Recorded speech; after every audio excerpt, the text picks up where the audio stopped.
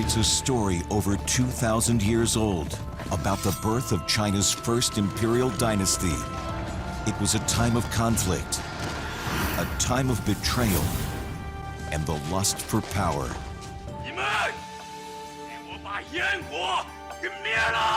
It has all the makings of a great novel, really. It's got intrigue, it's got violence, sex, mystery. At its center is Qin Shi Huang, the emperor who created a superpower out of warring factions, a controversial figure historians viewed with scorn. They portray him as irrational, deeply superstitious, incompetent, a tyrant.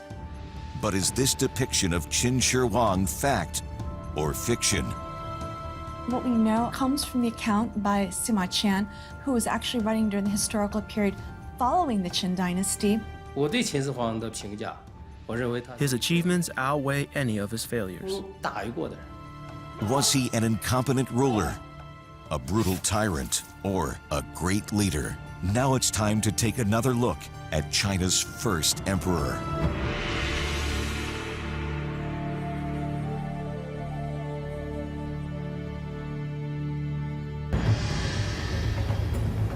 (246 BC). In Far East Asia, war had been raging for nearly 2 centuries. The collapse of a 500-year-old dynasty had unleashed a ruthless power struggle between 7 rival states, each one vying for dominance, each bent on conquest. What once was the Zhou Empire had fractured into pieces. The battlefield was where disputes were resolved.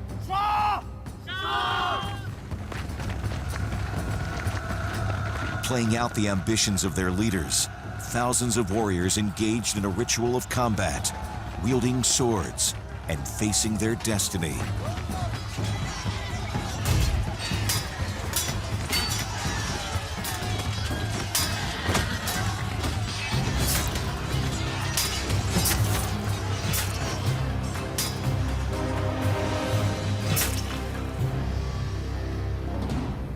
It remained to be seen which of the warring states would emerge victorious and become the new power in the region.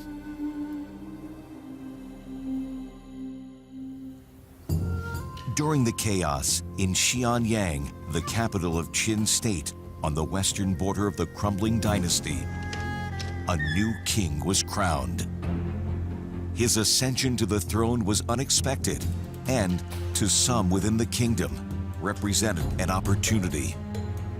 This new king was 13 years old, ill-equipped for the responsibilities of being a monarch. He inherited a palace rife with intrigue, deception, and duplicity. Few believed he could guarantee his own safety, let alone control the fate of his kingdom. But this seemingly unremarkable heir would do what no ruler had done before: make one nation from the remnants of a broken empire. His name was Ying Zheng, later to be called Qin Shi Huang. But there's little we know of him. The primary source for Qin Shi Huang's life is this Han Dynasty text called Records of the Grand Historian, written by Sima Qian. Written, as it turns out, more than a century after Qin Shi Huang died. And it really is a magnificent text. It's very compelling, it's full of detail and dialogue, and it has all the makings of a great novel, really. But is that text accurate? According to Sima Qian, living with the young ruler was Zhang's widowed mother, Queen Dowager Zhao.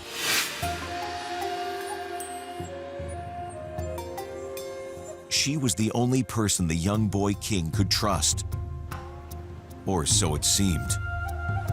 What he didn't know was beneath his mother's serene gaze, there lurked a dark motive. She installed a palace minister to act as his advisor, an influential ally who would allow the queen access to her son's royal power. His name was Lu Bue. the man who had introduced the queen when she was a lowly concubine to the previous king. So when the young king first ascended the throne, he was just a teenager. And it would have been common practice at that time to have appointed a regent for rulers who had not yet come of age. As regent and advisor to Ying Zheng, Lu Buwei was the most influential man in the palace, the power behind the throne, who would rule the kingdom from the shadows. But he had a secret of his own to hide. He was Queen Zhao's lover and the likely father of the young king. Lu Buwei was concerned the young king would find out about his affair with the queen, which he feared would cost him his position in the court. To conceal his relationship with the queen, Lu Buwei looked for a man who could replace him in the queen's bedroom. A man he could trust and his queen would accept. Lu Buwei found a well-endowed man and paraded him about so that Ying Zheng's mother's lasciviousness would be aroused. 参见太后，今日为太后引荐为新人。此人是新来的宦官，名叫嫪毐。 Lu Buwei's scheme worked at first. Laowai disguised himself as a eunuch so he could enter the queen's chamber without suspicion and ultimately capture her heart.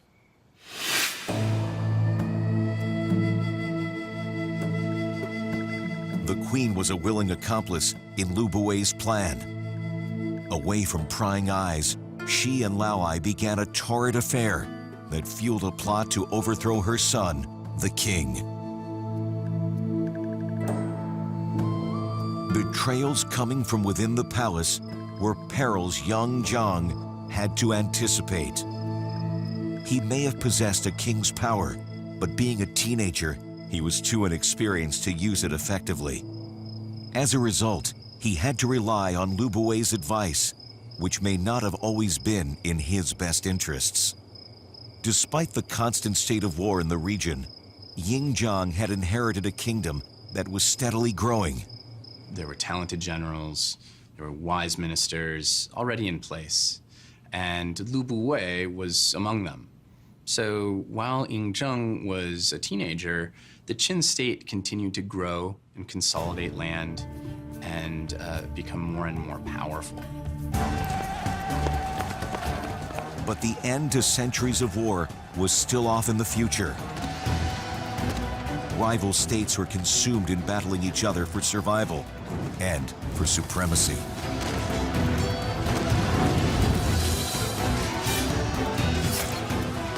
It would take a bold leader with fearless vision to rise above the fray and seize victory from his enemies.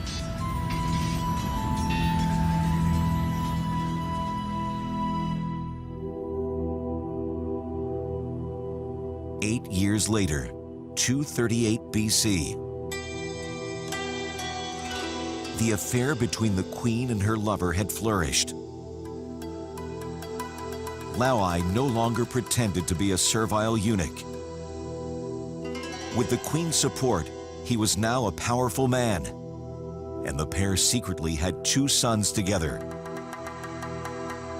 But Laowai wanted more than lavish palace comforts. He had his sights set on a bigger prize. Laowai had 3,000 men under him and was recruiting more all the time.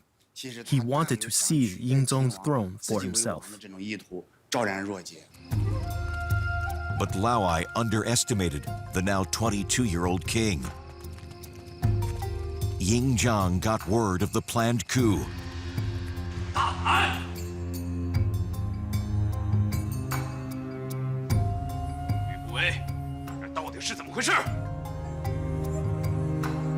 Lu Buwei's matchmaking was about to backfire, leaving him exposed to the wrath of an outraged king. When his plot to overthrow King Ying Zheng was discovered, Laowai decided to make his move. Without the element of surprise, he and his followers rode toward the palace, intent on making a preemptive strike.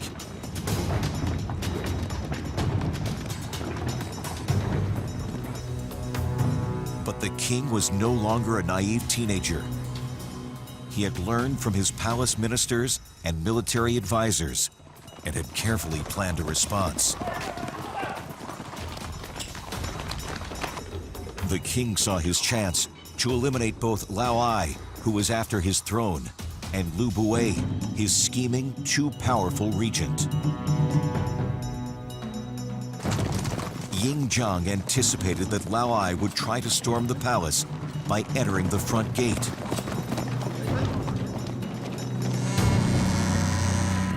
He set a trap, and Lao Ai and the rebels fell into it.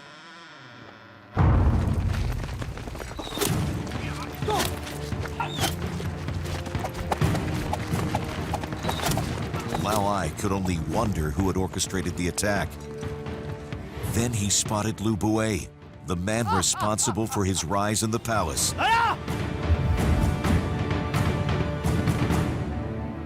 The co-conspirators were now mortal enemies.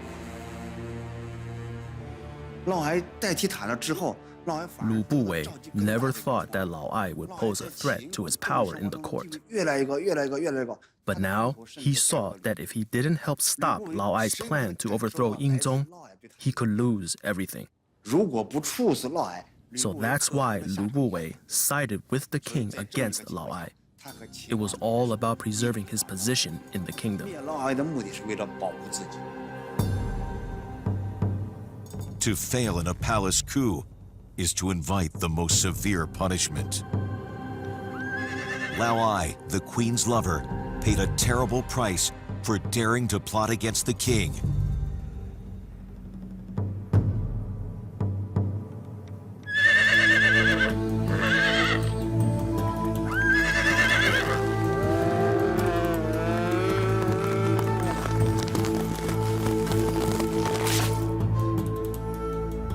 Lao Ai and 3,000 of his men were executed or exiled by Ying Zheng. But Ying Zheng didn't stop there. He had the sons of Lao Ai and his mother killed to keep them from one day seeking revenge against him. In a gesture of mercy, Ying Zheng spared his mother, but placed her under house arrest. Now he had one last conspirator to deal with.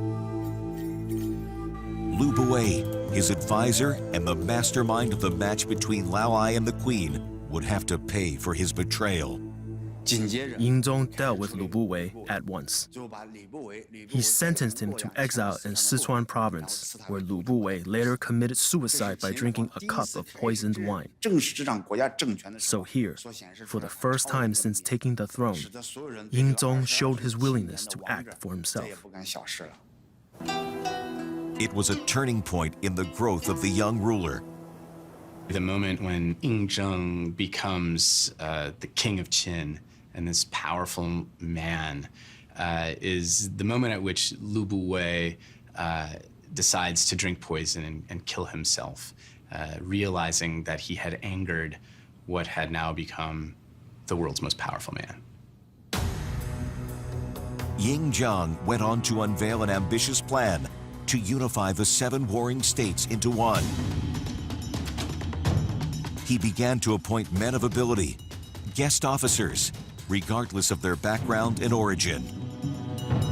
One of the first was Li Se.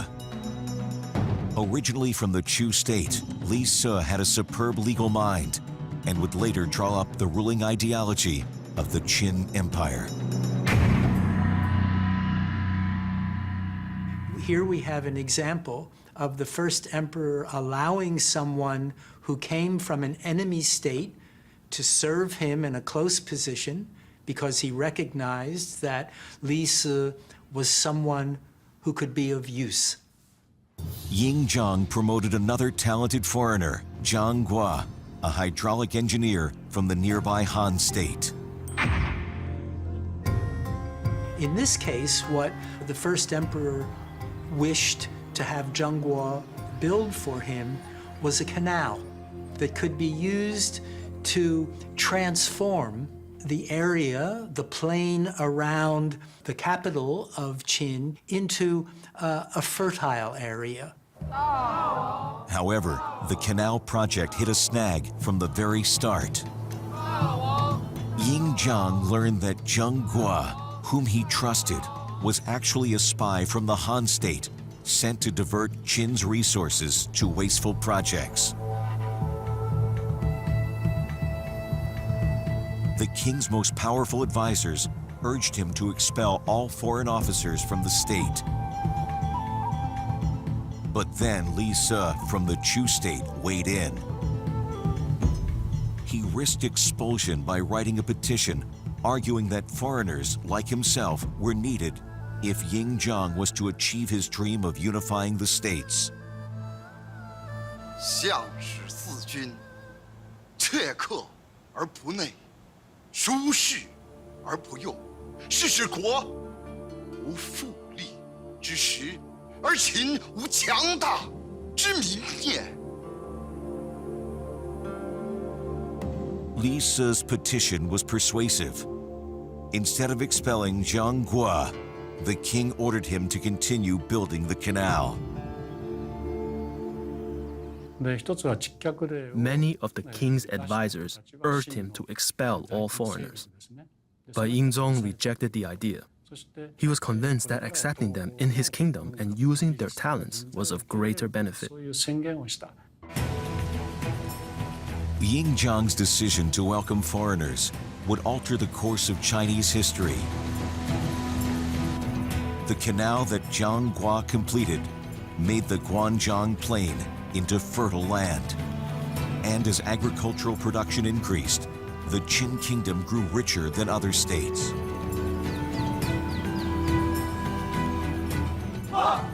With his treasury overflowing, Ying Zheng was determined to make his dream of uniting the warring states a reality.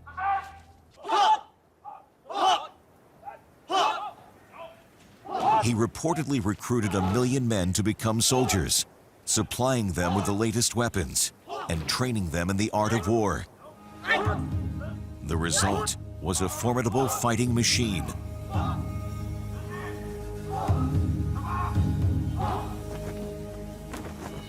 It would take time, but Ying Zheng's warriors were ready to mobilize.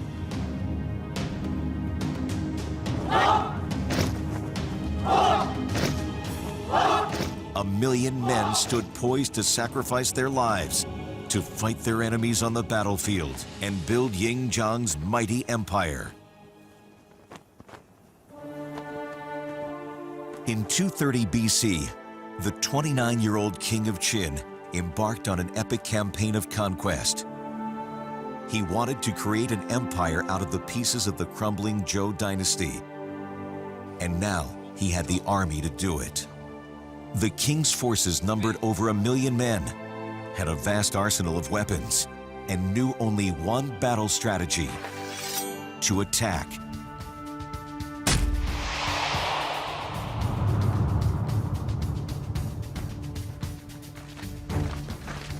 The first target in Ying Zheng's plan was the neighboring state of Han to the east.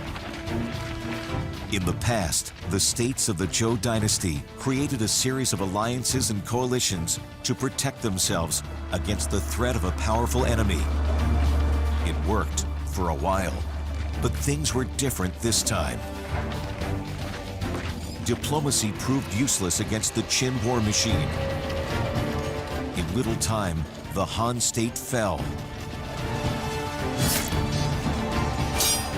Then, Ying Zheng set his sights on another neighbor, Zhao state. Blood flowed freely on the battlefield. The Qing military was such a powerful fighting force that the other kingdoms grew desperate to come up with strategies to counteract them. One of them was the kingdom of Yan. 2 years into the war, diplomats from Yan arrived in Qin. Their declared purpose was to make amends with the Qin state and negotiate a peace. As proof, the Yan envoys came bearing gifts for Ying Zheng. The envoy Jing Ke brought a box containing the severed head of a Qin general who years earlier had fled to Yan after betraying the Qin state.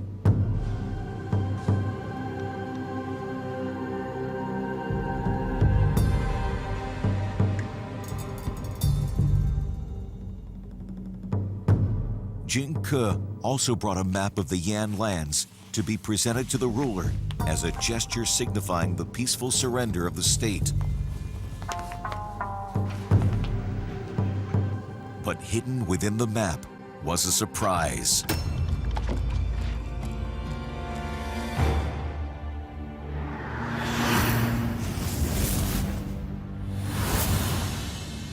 While Ying Zheng avoided the poisoned dagger, he was on his own against the assassin.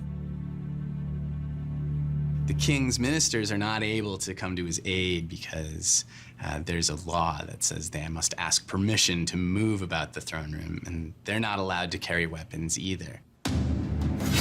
Ying Zheng eluded Jing Ke. Then, sword in hand, he killed him.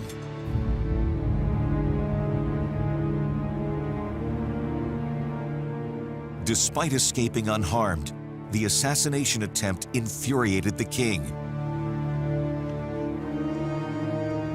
Enraged, he ordered his army to retaliate by speeding up the war against his adversaries.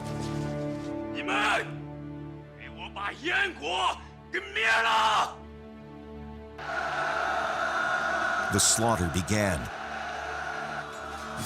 The neighboring states were no match for Qin's massive army of skillfully trained soldiers. 10 years passed. One by one, the Qin armies conquered the 6 neighboring states that battled for the past 200 years. Ying Zheng's dream of creating an empire became a reality. People had thought about an empire that occupied, in effect, the whole world. But it was Ying Zheng who actually created it.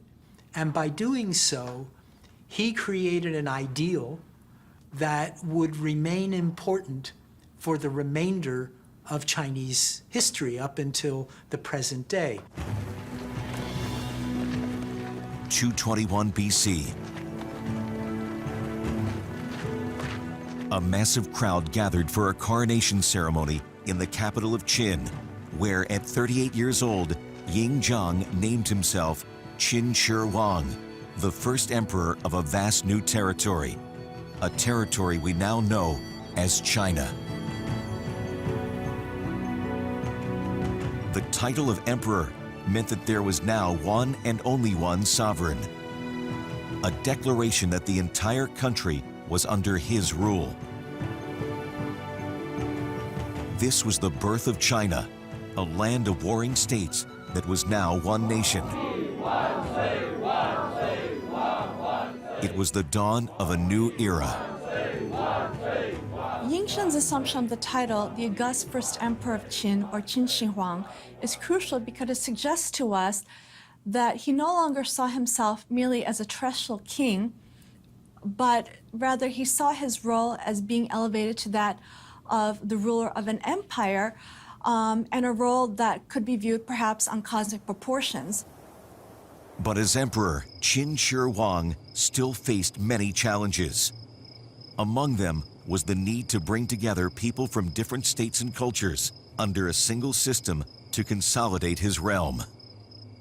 It's pretty clear that he recognized that what he was doing had never been done before. It was important to him that people not think of themselves as loyal to former kingdoms, but rather loyal to the Qin Empire.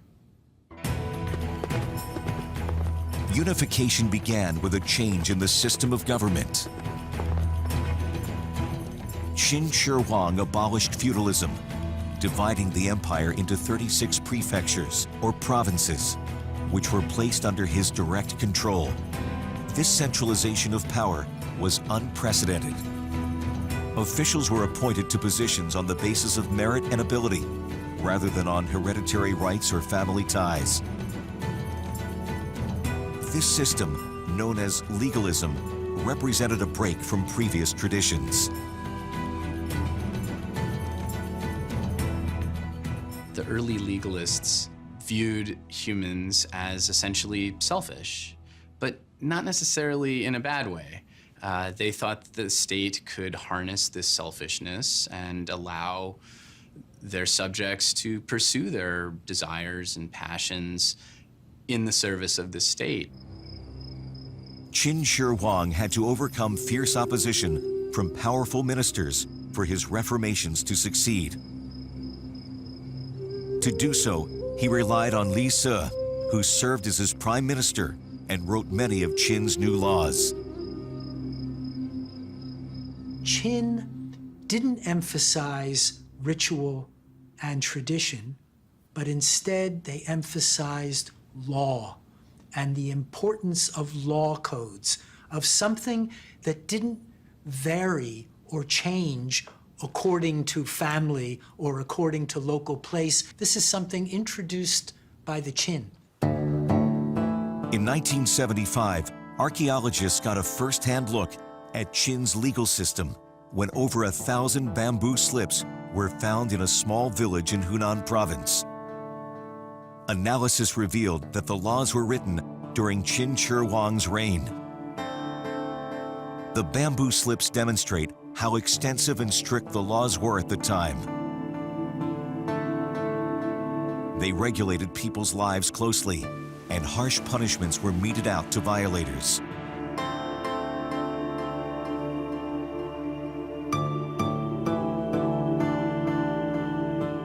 There were also other changes in store for the empire. Li Se standardized weights and measurements. Units of volume, length, and weight were made uniform to simplify trade and tax collection. Qin Shi Huang continued his standardization policy throughout the empire.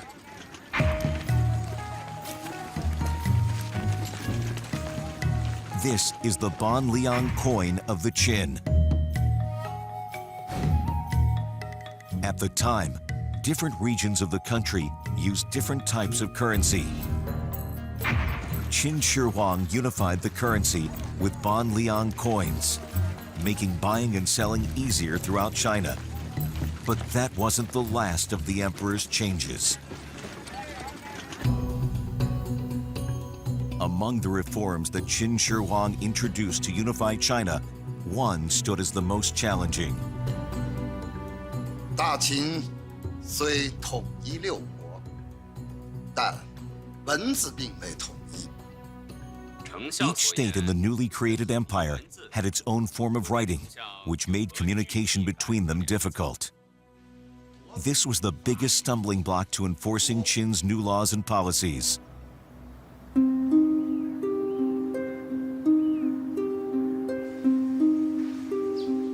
It was important to unify the writing system as quickly as possible. The emperor sent scholars to each province to teach the Qin script. Since writing systems express thought and culture, Qin Shi Huang knew that without a unified script, his empire could dissolve into chaos. Posing a universal written language made for better communication and acceptance of policies. These characters mean horse in the varying scripts of each state. Qin Shi Huang unified them with the Qin script. The significance of introducing a standardized system of writing cannot be overstated because it facilitated greatly the new system bureaucracy that was introduced under Qin Shi Huang. Many of the standardized Chinese characters established during the Qin dynasty have survived to the present day. Qin Shi Huang had achieved what many had dreamed, but no one had done before, uniting the warring states into a single nation. He created a new society based not on custom and tradition, but on a powerful central government and the rule of law. Yet despite this achievement, Qin Shi Huang has been portrayed throughout 2,000 years of history as a cruel and brutal tyrant.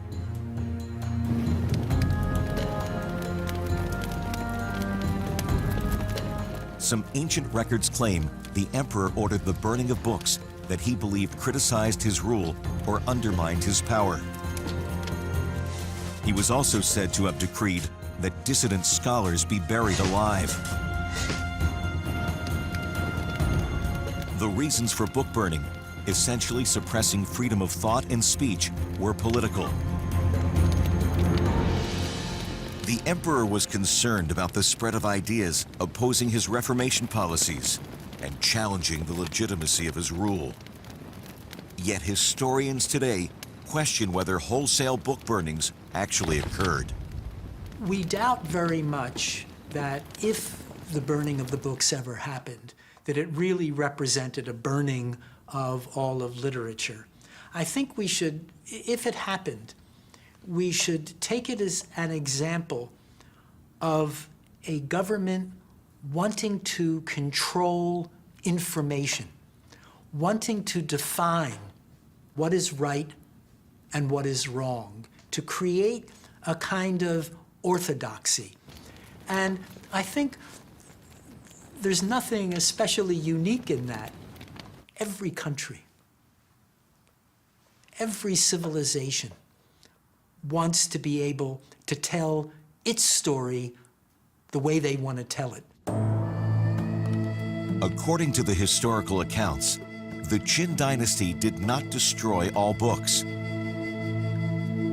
Some copies of forbidden texts were preserved in the emperor's imperial archives. Writings on medicine, farming, technology, and astronomy were known to be kept in the palace. It's evidence that Qin Shi Huang did value practical knowledge. But more disturbing than book burnings are accounts of the emperor's brutality, designed to enforce obedience through intimidation.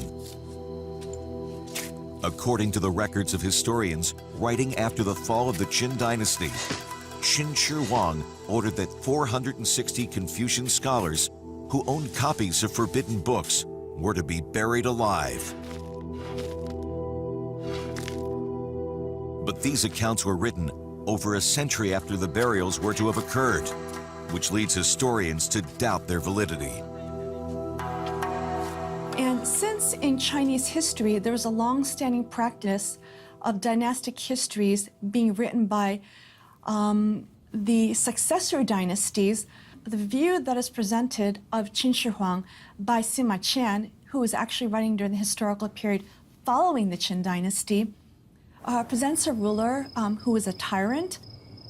Whenever people talked about bad rulers, bad kings in the past, one of the things they would say about a bad ruler or a bad king was that this was a person who had no respect for scholars and buried them or burned documents. And so, in effect, what we're told about the first emperor is just part of a tradition of criticizing rulers that you don't like. And so, in my view, I don't think we can give very much historical weight to those claims made against the first emperor. Rather than being a cruel tyrant, it's likely that Qin Shi Huang was a target of political propaganda created by the Han dynasty that succeeded his.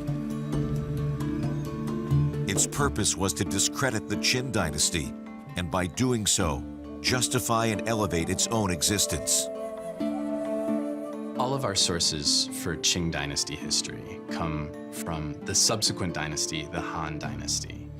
And so we always have to sort of take them with a grain of salt, considering that they consistently portray Qin dynasty ministers and Qin Shi Huang himself as somewhat tyrannical, somewhat opportunistic, and ultimately a failure. Many of today's scholars see Qin Shi Huang in a different light. Qin Shi Huang is often portrayed as an evil tyrant. But actually, He was a king who was more fair-minded than he's given credit for. He didn't tolerate corruption from bureaucrats, especially when it came at the expense of the people. I think we should reevaluate how we view Qin Shi Huang.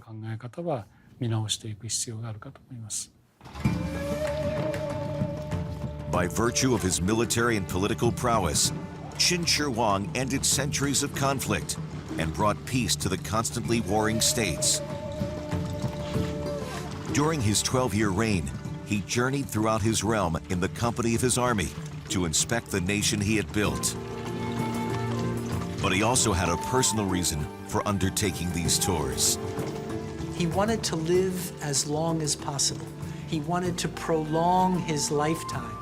And so one of the reasons for making these expeditions around his empire was to look for the secrets of immortality that would enable the first emperor to extend his lifetime and extend his reign so that he could continue to rule over his empire. As he traveled through his empire, Qin Shi Huang had stone monuments called stelae erected to commemorate his tours. Engraved on them are his decrees, achievements, and exploits, the only written records from the time. But even after forming a mighty superpower, Qin Shi Huang's realm was not free from outside threats. And it led him to undertake one of the ancient world's most extensive construction projects to defend his nation.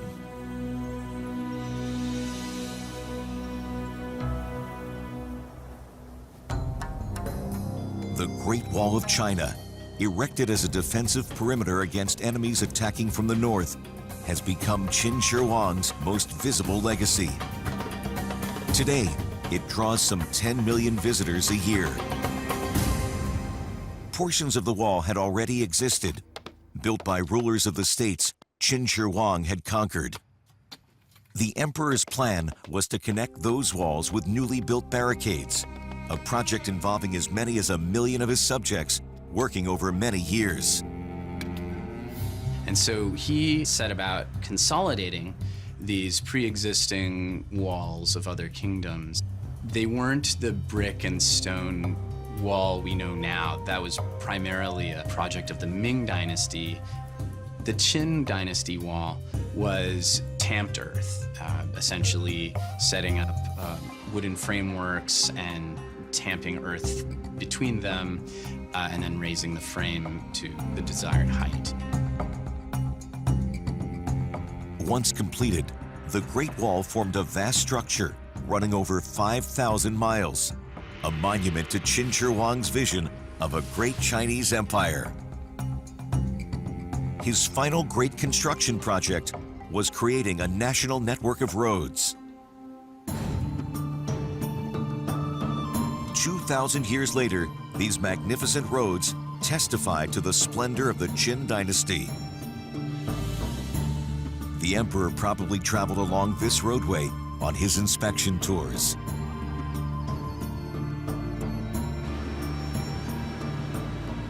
The empire that Qin Shi Huang created was centered around the Yellow River and stretched from the Great Wall in the north to the borders of Vietnam in the south. His accomplishments are staggering. In just over 2 decades of rule, Qin Shi Huang laid the foundation of China that would last for the next 2,000 years. Once a vulnerable 13-year-old king controlled by others, Ying Zheng survived treachery in the palace, outwitted his enemies, and became a powerful leader. After a decade-long war, he unified China and built an empire. Despite a reputation that portrayed him as a tyrant, Qin Shi Huang has emerged as a ruler who transformed the world he was born into. 我对秦始皇的评价， His achievements outweigh any of his failures. 功大于过的人。尽管 Some say that he was too harsh and that his massive building projects may have sped up the fall of the Qing Empire. 特别是在 Others are even more dismissive, saying he burned books and killed scholars. 这实际上等于加速了秦的灭亡。但是 But if we look at his entire reign, we can see that he devoted his life to the development of China as a nation. 类似发展的 In my view, he certainly wasn't the tyrant the historical records claim that he was. 说的还是暴君。 210 BC, 12 years after China was unified. Qin Shi Huang was on another quest, this time for immortality. Now 50 years old, the emperor was exhausted from overwork and weakened from ingesting mercury pills, which he believed would make him immortal.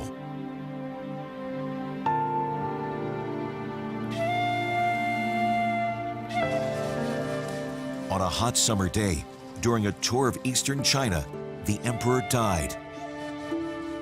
Not in his royal palace, but in his carriage.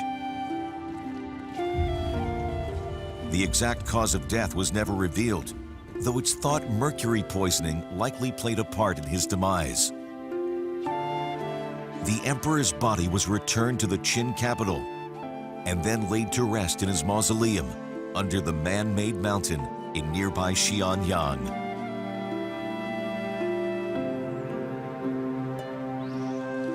The funeral procession entered a tomb that was the stuff of wonder. A lavish, divinely inspired replica of his empire awaited him underground, a world he believed he would rule in the afterlife for eternity. Records from historian Sima Qian claim that it took 700,000 workers 38 years to build the mausoleum. Joining him in the afterlife were many priceless treasures, including rare birds and animals, as well as his childless wives, all sealed with Qin Shi Huang in his burial chamber.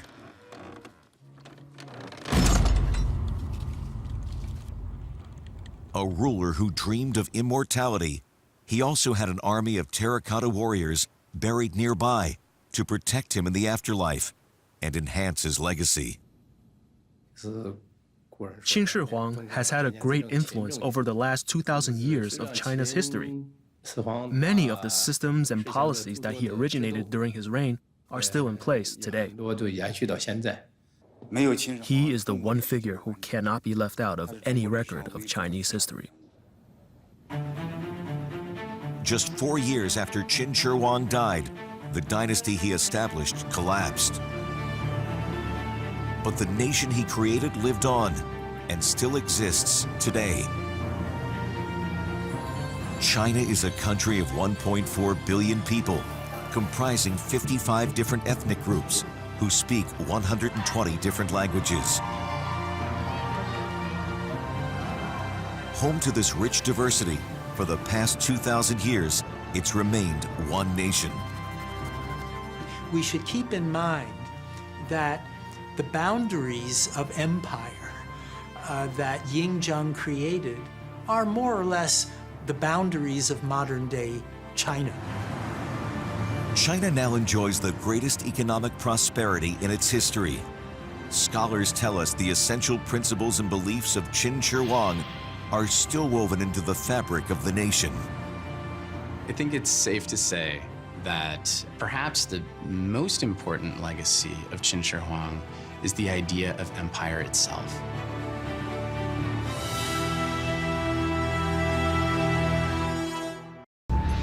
Over 2,000 years ago, the 13-year-old ruler of a kingdom in Far East Asia ordered the building of his mausoleum. The boy would go on to conquer and unify the 7 warring states of a crumbling dynasty, making it one nation for the first time. He would later be known as Qin Shi Huang, the first emperor of Qin, and would leave behind an enduring legacy that has shaped the China we know today. But the location and magnificence of his final resting place was lost for centuries. He was laying some of the most intricate preparations to go on living after death. Then, in 1974, workers in northwest China found fragments of a clay figure and unearthed one of the greatest archaeological discoveries in history. Nothing like that had been discovered before that time. This was completely unprecedented. Archaeologists would excavate thousands of terracotta soldiers, horses, and chariots. How were these life-size figures made? Why were they equipped with real weapons? And what other secrets are there buried deep beneath the colossal man-made mountain honoring China's first emperor?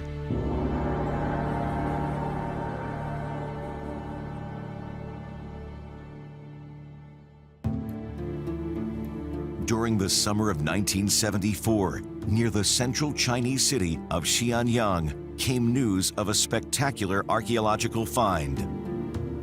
Buried some 15 feet below ground, not one, but hundreds of life-sized figures made of clay.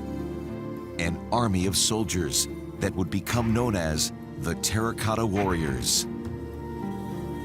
Archaeologist Ying Zheng was one of the excavators working at the site. When the terracotta soldiers were discovered, people in China and around the world were amazed. Teams of archaeologists descended upon the site, combing through dirt and clay, trying to solve a mystery over 2,000 years old. It was a puzzle because no one had any idea what the statues were. Some people thought they were statues of gods. A few old women went inside the site and burned incense and worshipped them. Other people said they were false gods and that they should be destroyed. No one knew who created the figures, nor did they know when or why. Hundreds of objects were dug up during the excavation, but archaeologists' questions remained unanswered. Then they uncovered a vital clue to solving the mystery. A number of relics they could pin down to a specific time period. They were bronze weapons called a dagger axe. It consists of a long wooden shaft with a blade attached to the tip and was used to thrust at and stab the enemy. Researchers found on the blades of the weapons a statement written in a Chinese script from the 3rd century BC. In the pit of the terracotta soldiers, some weapons were excavated. And on those weapons were inscriptions of the ministers of the time, including Lu Buwei, who served under Qin Shi Huang, the first emperor of the Qing dynasty. This confirmed that the tomb nearby was Qin Shi Huang's. It was impossible to think otherwise. But only after more excavation did archaeologists learn the extent of the discovery. They attributed the vast tableau to the first emperor of China, Qin Shi Huang, the ruler who created the nation out of a group of warring provinces. The figures, dubbed the Terracotta Warriors, looked vividly lifelike, as if blood flowed through their veins. Standing in battle-ready formation, this army was unveiled for the first time in over 2,000 years. The Terracotta Army captured the public's imagination and fueled intense curiosity about that ancient era. Visitors wanted to know more about the ruler Qin Shi Huang and why the army of statue warriors came to be buried here. Complicating matters, Sima Qian, the historian who chronicled the emperor's life, offers little help. Sima Qian wrote nothing of the existence of the Terracotta Warriors. There's nothing in his account that suggests to us that he was aware of their production and interment in the pits that surrounded the first emperor of Qin's mausoleum. Answering questions about the Terracotta Warriors requires a journey back into China's early history. In 246 BC, a new king ascended the throne in the western state of Qin. Little was expected of him at the time. He was only 13 years old. His name was Ying Zheng, the ruler who would later become Qin Shi Huang, China's first emperor. Following royal tradition, upon taking the throne, the king ordered his prime minister, Lu Buwei, to fulfill a special command. By the second year of their reign, kings would begin building their own tombs. That's why, at 14, Ying Zheng ordered the construction of his mausoleum. The capital of Qin State, Xianyang, is one of the oldest cities in China. It was the eastern gateway to the famed Silk Road trade route and served as a center of politics, economy, and culture. Around 246 BC, on the outskirts of Xianyang, work began on what would become the young ruler's final resting place. The burial mound is 345 meters wide, 350 meters long, and 55 meters high, a structure bigger than the Great Pyramid of Giza. The location of the Terracotta Army site is almost a mile away from the emperor's burial mound.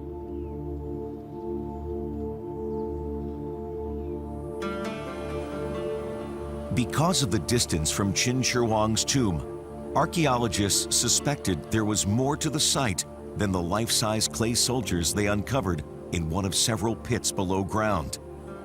Their investigations led to the conclusion that the soldiers served as bodyguards for Qin Shi Huang in the afterlife. Some scholars think that they are defending it. Some think that they are a representation of the retinue that Qin Shi Huang would have traveled around his empire with.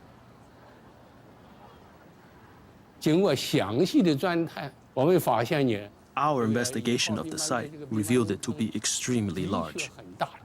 In the first pit, we found a large number of clay figures, mostly infantrymen, some charioteers and horses, about 6,000 of them. The discovery of the Terracotta Army helped us understand a great deal about the time. All of the clay figures were very realistic.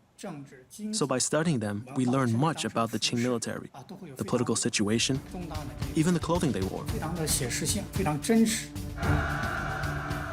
During the 3rd century BC, the region we now call China was a bloody battleground. With the collapse of the centuries-old Zhou dynasty, 7 states erupted in endless wars for supremacy.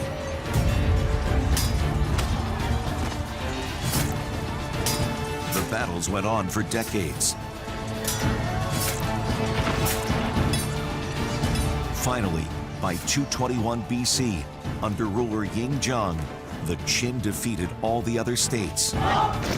And the reasons for his success can be found in the innovations that produced his remarkable army of the dead.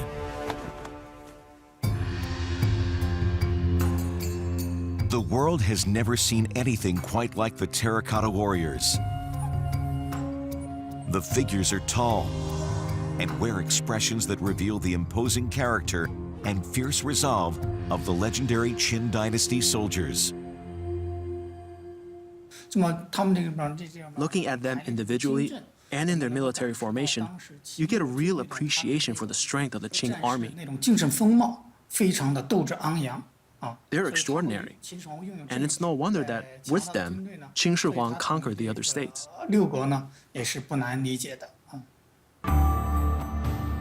Pit 1 of the Terracotta Warriors displays the battle formation of the Qin military. The first 3 rows consist of archers facing forward.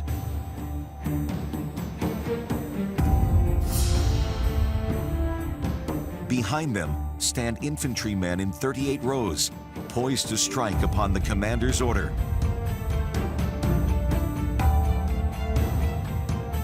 The flanks are defended by troops on the periphery facing outward, watching for threats from any direction. Pit 1 contains a well-organized infantry corps of 6,000 men. The warriors once held weapons befitting their duties. and the shapes of their hands all differ accordingly.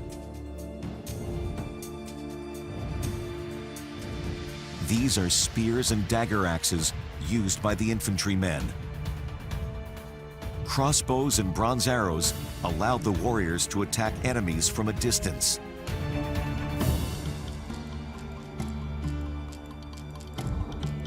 During the excavation, one discovery took the archaeologists by surprise.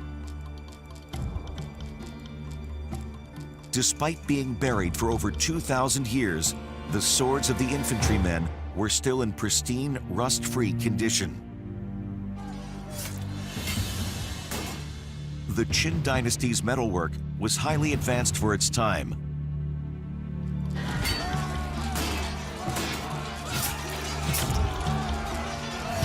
Researchers examined why the weapons maintained their keen cutting edge and didn't rust.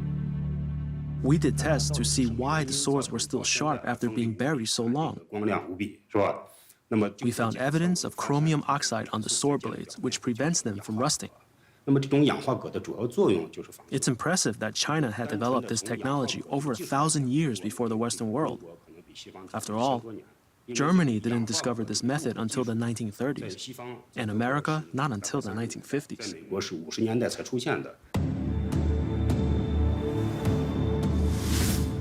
Bonding a chromium oxide coating to a metal surface requires temperatures of 1,400 degrees Fahrenheit to toughen it and make it durable.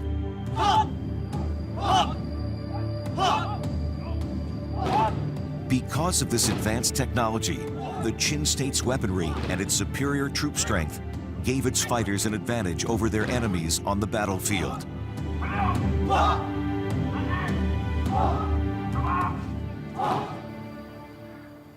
The initial excavation of Pit 1 took over 2 years. During that time, the archaeologists uncovered 2 more pits in the vicinity.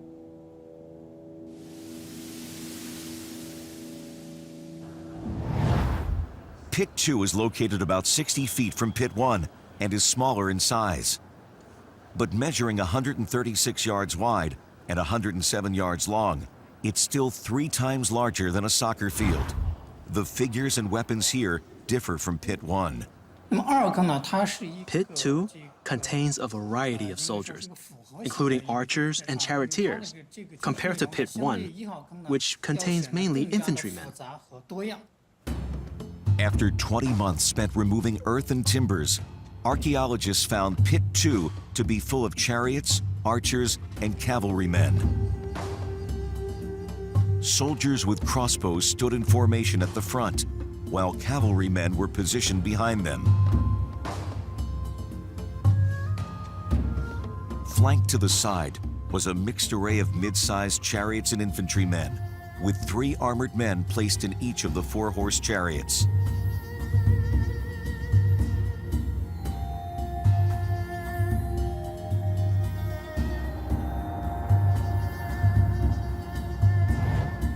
Archaeologists estimate the number of horses in Pit 2 to be over 500. The horse figures revealed a feature previously unknown to experts. We found the horse saddles in this pit to be very well decorated. Putting a saddle on a horse makes for more comfortable riding, and it also gives you an advantage when you're fighting in battle. Before this discovery, scholars thought that saddles were first used in the Han Dynasty, the empire that followed the Qin.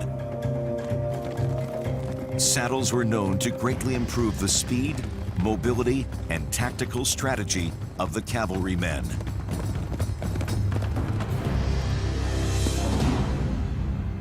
Another innovation found in Pit 2 involved the crossbowmen in the front ranks. Their powerful weapons had an automatic trigger, which may have been the reason for the Qin army's success in battle.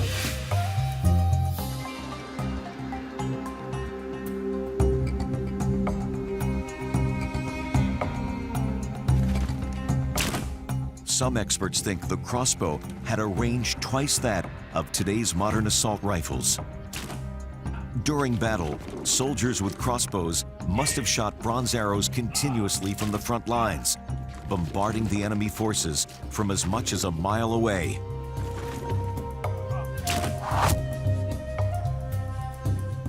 Later research has found that the triggers of the crossbows had standardized parts.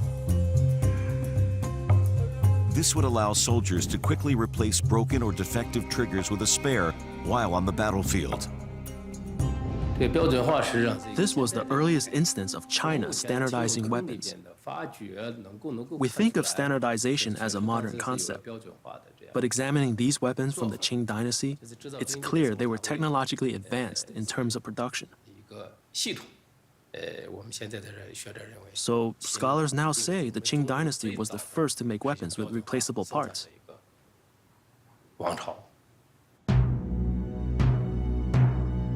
Systemization was not limited to the crossbow. Most other weapons, including bronze arrowheads, spears, swords, and dagger axes, were standardized as well. It meant that Qin soldiers would not be hampered by broken weapons during battle, a key factor to their success.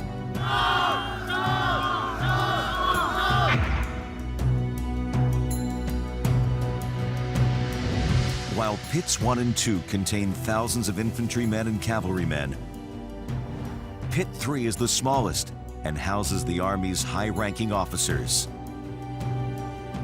This separate command post was unusual. Today's modern warfare features superior officers issuing orders from a command post behind the lines. But this was rare in ancient battles, where strategies were different. Back then, most military commanders led troops onto the battlefield. But instead, the Qing officers used their skills to issue orders from behind the front lines. The Qin dynasty had well-trained soldiers, state-of-the-art weapons, and employed bold military tactics. This is how experts believe they fought.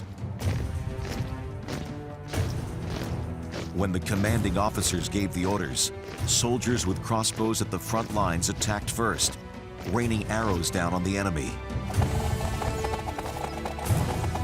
This would plunge the adversaries into chaos, while Qin infantrymen, following behind, would begin their advance. Charioteers and cavalrymen would then rush to outflank the enemy. With infantrymen charging head-on, cavalrymen and charioteers used a pincer action to surround the enemy and close off any escape route.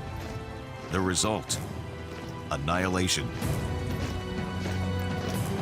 With superior weapons and brilliant tactics, the Qin army defeated the neighboring states in less than a decade, setting the stage for a new era in the region's history. But even though he now had victory in his hands, Ying Zheng would crave something more.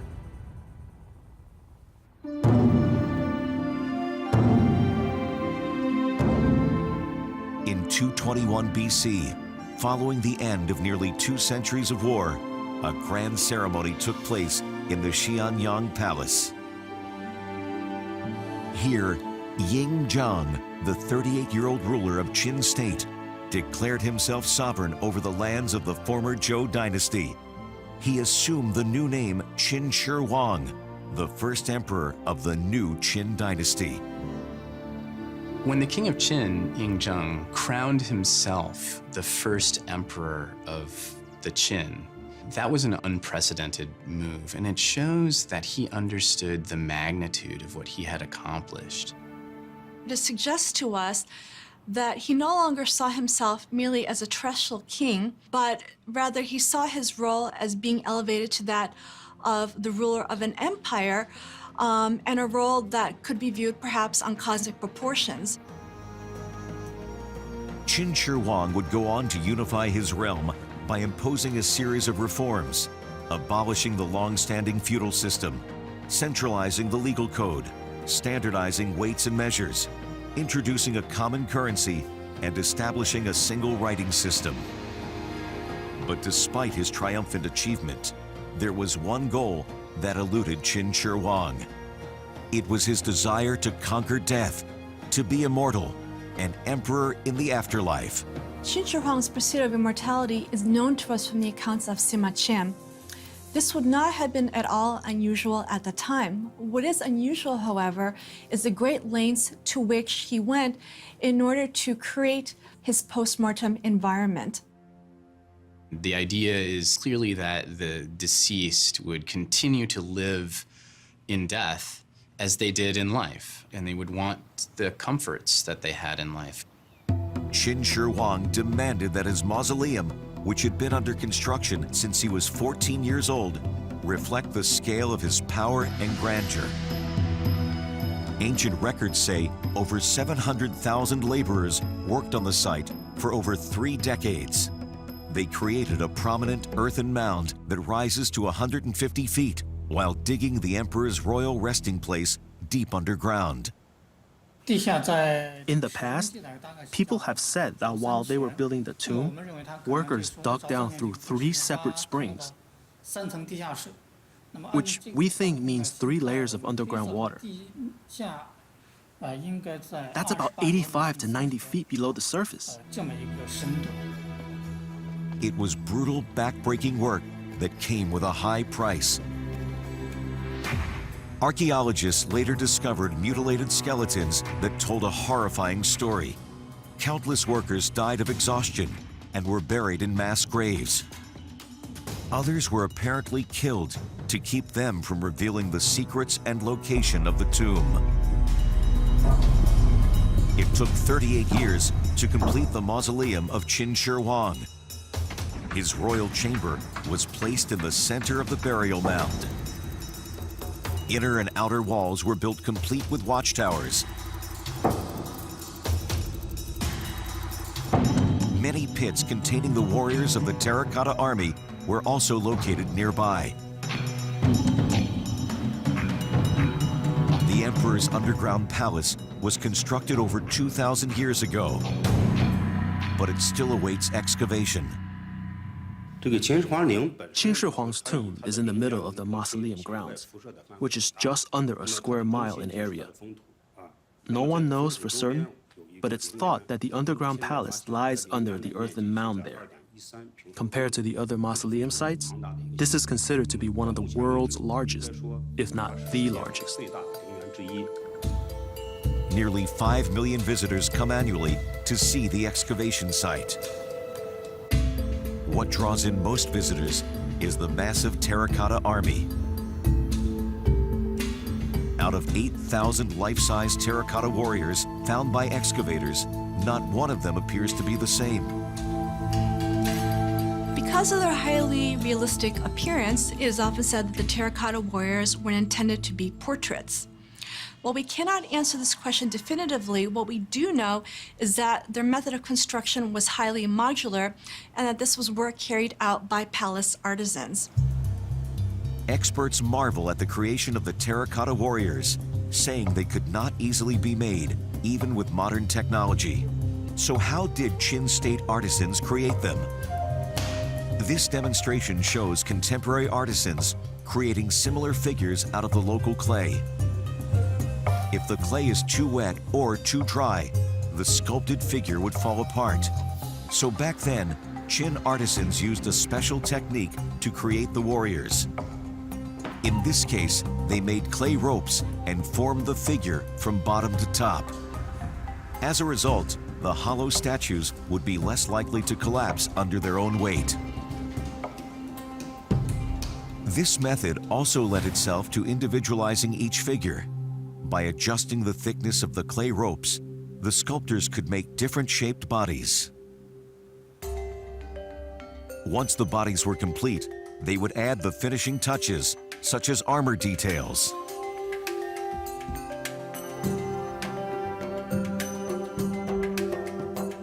Complex parts, such as hands and feet, were made separately and dried before being fitted to the bodies. Experts think the heads were not based on the craftsman's imagination, but instead modeled on real soldiers. Studies of the figures show that no two are exactly alike.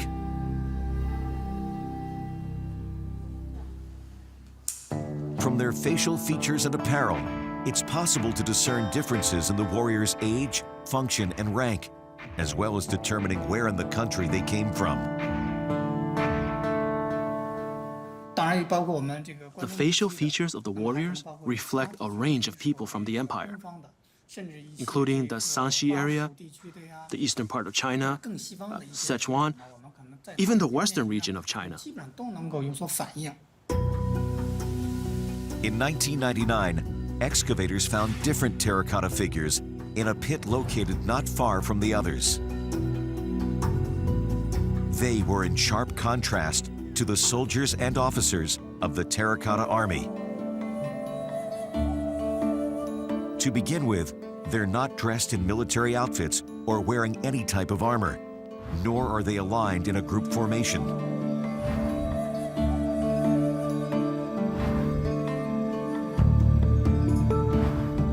Decorative walls from the later Han Dynasty provide important clues. The bare-chested figures are in dynamic poses, very different from their military counterparts.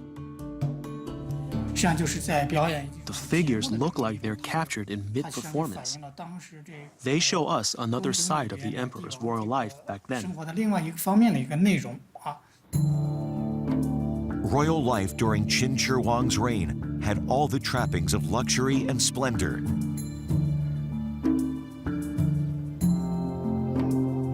According to historian Sima Qian, 10,000 court ladies chosen from all over the country lived in the emperor's palace.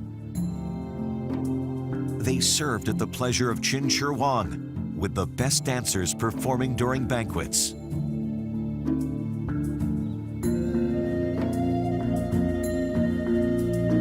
At these banquets, acrobatic troops also displayed their skills for the court.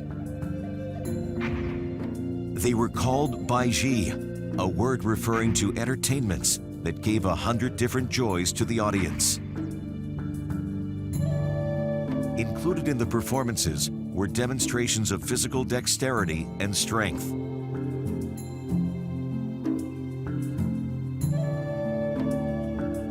The baiji were also known to travel to the battlefields to demonstrate their skills and boost morale among the troops in the field.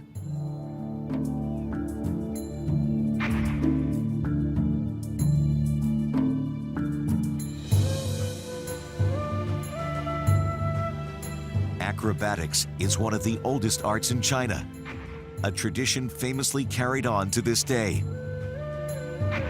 The continuing excavation unearthed other artifacts, elegant bronze cranes, swans, and geese, which symbolize longevity.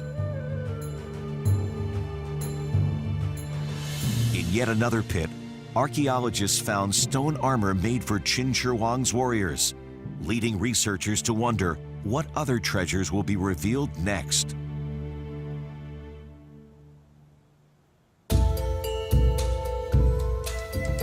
As first emperor of China, Qin Shi Huang wanted to enjoy the comforts and treasures of his empire, not only during his lifetime, but in the afterlife as well. That's why his nearly 1 square mile mausoleum complex contains many rare and priceless objects from throughout his realm.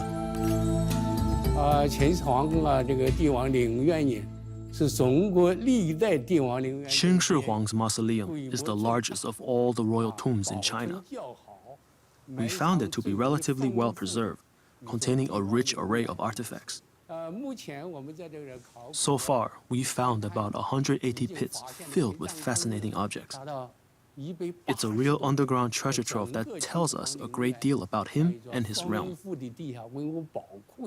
We know that he survived assassination plots, so he must have been cognizant of that fact, that his life could end at any moment. We know that he traveled with a large retinue of soldiers when he surveyed his new empire, so as to protect against assassination plots. So on the one hand, it seems like he was quite concerned, almost obsessed with dying. But on the other hand, he was laying some of the most intricate preparations to go on living after death. The emperor's mausoleum has yet to be excavated, but many features of the elaborate world Qin Shi Huang had built underground have been unearthed thanks to the work of archaeologists and artisans. The carefully organized effort to reconstruct the world of the emperor begins with labeling artifacts and fragments found at the site.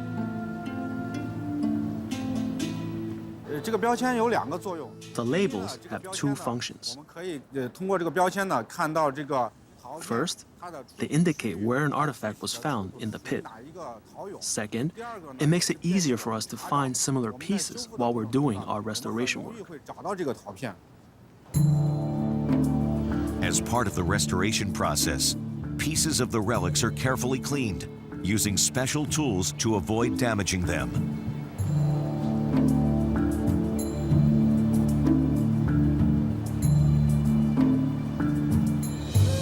Then, a special glue is delicately applied to broken portions of the object to assure proper bonding. These craftsmen know they're not only reassembling pieces of an historic artifact, but also restoring pieces of lost time, bringing the past to life. This is how many of the thousands of terracotta warriors have been reconstructed.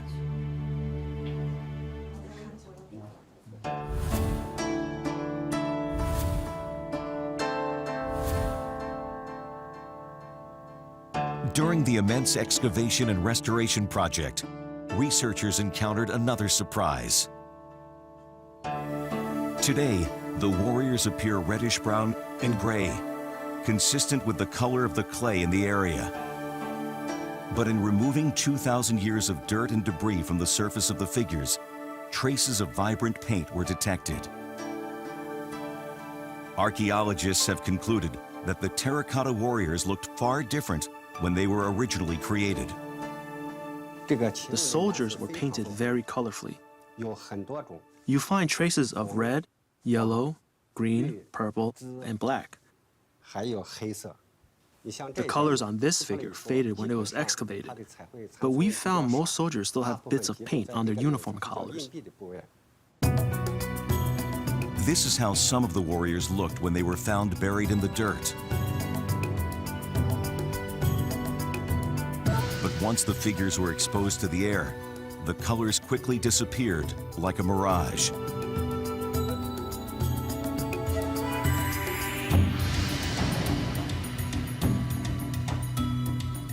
So how did the Terracotta Army appear at the time of Qin Shi Huang's reign?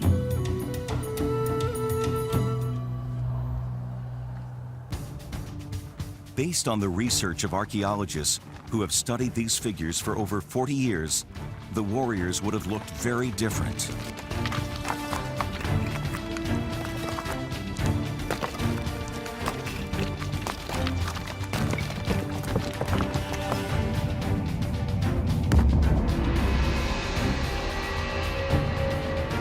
The finished warriors would have been a splendid, awe-inspiring sight 2,200 years ago.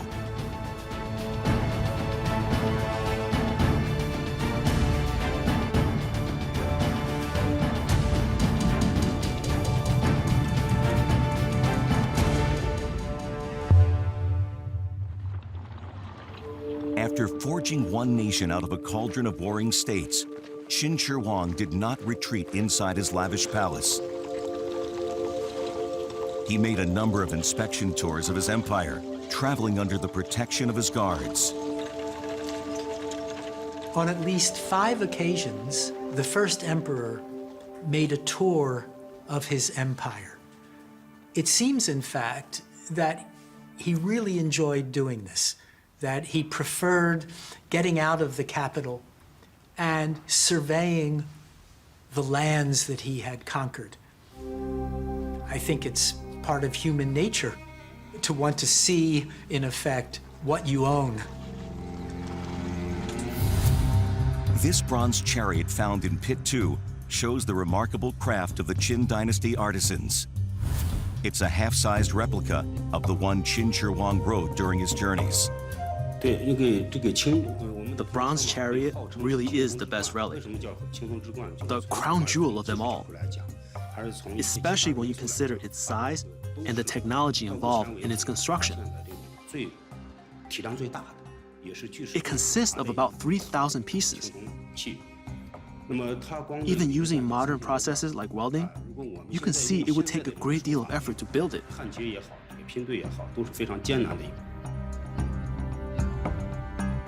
Originally, 2 bronze chariots were found completely smashed in a pit, just 20 yards from Qin Shi Huang's burial chamber. This smaller vehicle, with a high canopy, is a half-size model of the escort chariot, which rode ahead of the emperor in a procession. Together, the presence of these 2 chariots may represent Qin Shi Huang's expectation that he would be able to continue touring his underground empire in the afterlife.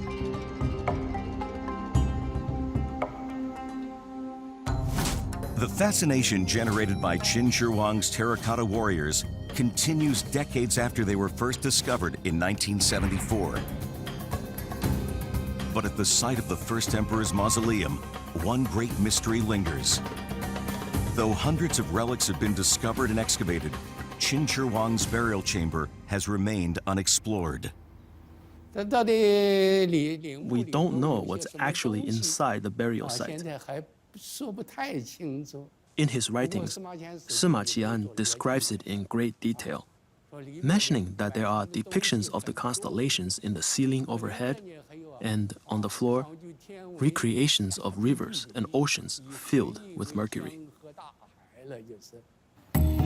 Since Sima Qian wrote his account a century after the emperor's death, scholars have doubted his descriptions of the burial chamber. But recent studies have found high concentrations of mercury at the site. Scientists use modern remote sensors and spectral analysis machines to investigate the burial site. And what they found was surprising. The level of mercury in the soil at the site measured 20 times higher than in the areas surrounding the site. One ancient method of preserving bodies after death involves deep burials in airtight conditions. This keeps oxygen from reaching the corpse and slows down decomposition. When this tomb in Hunan province was opened, archaeologists made a remarkable find. Inside was a Han Dynasty noblewoman known as the Lady of Dai. Her body had been buried nearly 40 feet underground. No one anticipated a discovery like this. Though her death occurred 21 centuries ago, the Lady of Dai's body is well preserved. Most of her internal organs are intact, and blood still remains in her veins. Her skin is moist and elastic, like that of the living. Her discovery led researchers to consider a new theory. We think it's possible that Qin Shi Huang's body might have been preserved in the same way as the Lady of Dai's body, especially if his tomb was sealed in the same way and he was buried deep in the earth. More clues representing how the emperor's body may have been preserved appeared in other parts of China. This is a shroud made of jade for a king of the Han Dynasty who died 2,000 years ago. If the emperor was in fact buried in a suit of jade armor, it's possible the decomposition process has slowed down. This method of burial was common among the Qing dynasty royalty, so we can infer that perhaps Qin Shi Huang could have been buried this way. 210 BC. Qin Shi Huang, on another inspection tour of his empire, was struggling with illness.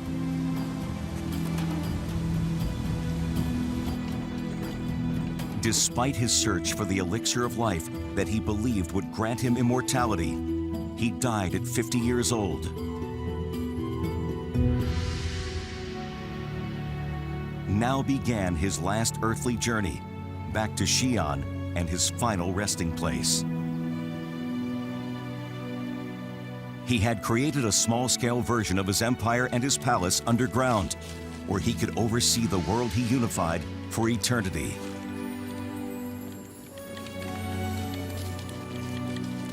It had taken some 700,000 workers 38 years to build Qin Shi Huang's royal tomb.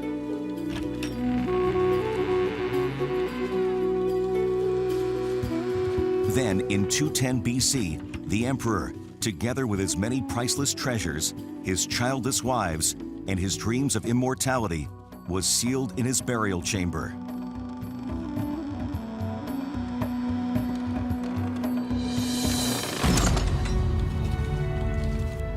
Historian Sima Qian, writing in his records of the Grand Historian, described in detail what the emperor's tomb was to have contained. The sun, moon, and stars were drawn in the sky to bless and protect the afterlife. Underneath the stars was a miniature version of geographical features.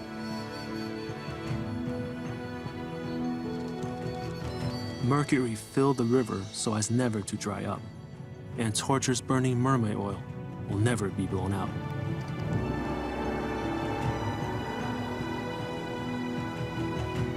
Qin Shi Huang had unified China for the first time, establishing a new form of government, uniform laws, weights and measures, and a single writing system. Ancient historians say the underground world he created reflected the grandeur of his many achievements. But for now, there's no way to know for certain whether the accounts describing Qin Shi Huang's tomb are true.